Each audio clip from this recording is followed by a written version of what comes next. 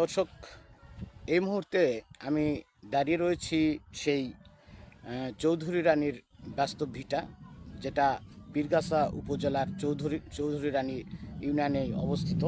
Inner নামেই এই ইউনিয়নের নাম।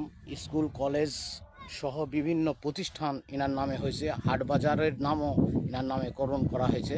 সেই দেবী চৌধুরী রানীর বাস্তব ভিটার যে আপনারা দেখছেন যে নদীটি, এই নদীর গর্ভে কিছুটা বিলীন হয়ে গেছে। এই নদীর ধার থেকে আমি আপনাদেরকে দেখাচ্ছি, আপনারা দেখতে পাচ্ছেন।